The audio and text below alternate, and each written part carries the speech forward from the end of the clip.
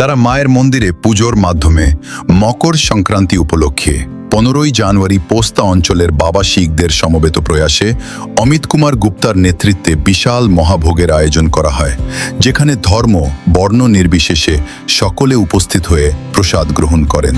খিচুড়ি, তরকারি, বেগুনি চাটনি, পাঁপড়, দই সহ মহাভোগ গ্রহণ করেন 2000-এর বেশি মানুষ।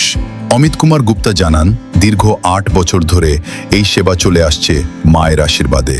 অনুষ্ঠানে অতিথি হিসেবে উপস্থিত ছিলেন তৃণমূল কংগ্রেসের সঞ্জয় বক্সি, স্মিতা বক্সি সহ মনোজ কুমার গুপ্তা প্রমুখরা। এই সুন্দর অনুষ্ঠানে সকলে ভোগ গ্রহণ করে বেশ খুশি। বাবা আশীর্বাদে এটা আমাদের 8ম বছর। আমরা গত 8 বছর থেকে এইটা আয়োজন করছি। আমাদের এখানে প্রায় প্রসাদটা লোকেরা পায় 2 থেকে 2500 লোক। এই যে আমরা এখন শুরু হলো, এই বিকেল 5টা অবধি আমাদের আনা চলবে। এই ঠাকুর আশীর্বাদে আমাদের এটা খুবই ভালোভাবে সবাই মিলে একসঙ্গে প্রসাদটা পাই। আর আপনারাও প্রতি বছর আসেন, এটা দেখেন, এটা খুবই ভালো। লোকের সবার মেলামেশা, লোকের ভালোবাসা, সব এখানে বসে আমরা একসঙ্গে বসে এখানেই প্রসাদটা পাই। দাদা আজকে কত 2 থেকে 2500 সিটিং মানে খিচুড়ি হয়েছে, তরকারি আছে, চাটনি আছে, পাঁপড় আছে, বেগুনি আছে, সব কিছু সবার জন্য। দইও আছে সঙ্গে, যেহেতু আজকে দই আর খিচুড়ি খুব মানে ইম্পর্টেন্ট বলেন। আজকে যেহেতু মকর সংক্রান্তিতে খিচুড়ি আর দই খেলে লোকেরা বলে কি এটা শুরু করে এটা প্রসাদ দিয়ে। আর দাদা অর্গানাইজ কারা করছে? অর্গানাইজ যেহেতু আমরা এখানে সব ব্যবসায়ীরা আছি, তারা আমাকে অ্যাজ আ সংযোগ করে আমাদেরকে সুযোগ দেয় আর সবাই মিলে এই আয়োজনটা করে। অর্গানাইজের কোনো নাম আছে আপনাদের? না, অর্গানাইজার কোনো নাম নেই। আমাদের মা তারা মন্দির আছে, আমরা মন্দিরের মাধ্যমে এটা আমরা প্রসাদটা এই গত 8 বছর থেকে চালিয়ে যাচ্ছি। আর মায়ের আশীর্বাদ থাকলে আরও 8 বছর কেন 80 বছর চালাবো। প্রসাদ বিচকে অন্য কর্মসূচি নেই, যেহেতু আমাদের আজকে হঠাৎ করে কালকে একটা আমাদের বিশিষ্ট, আমরা আজকে শুধু খিচুড়ি প্রসাদটাই আমরা আয়োজন করি।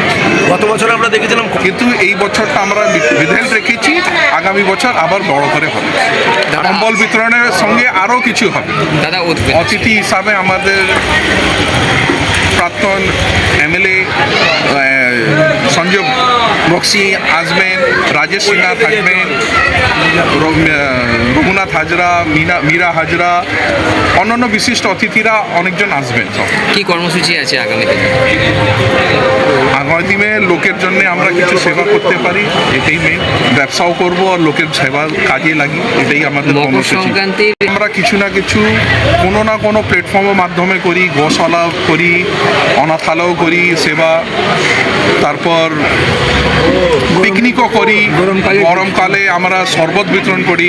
আগামী আপনারাও আসবেন, আমরা 2 মাস টানা যখন বেশি গরম পড়ে মনে করি আজকে মানুষের জলের খুবই প্রয়োজন, এখানে জলের ব্যবস্থা খুব কম, আমরা সেই দিনই আমরা ক্যাম্পটা করে দিই। কোনো কাউন্টিং নেই, 15 বারও হয়ে যায়, কোনোবার 1 মাসও হয়ে যায়, কোনো ঠিক নেই। যেরকম গরম পড়ে আমরা শরবত বিতরণটা সেদিন করি।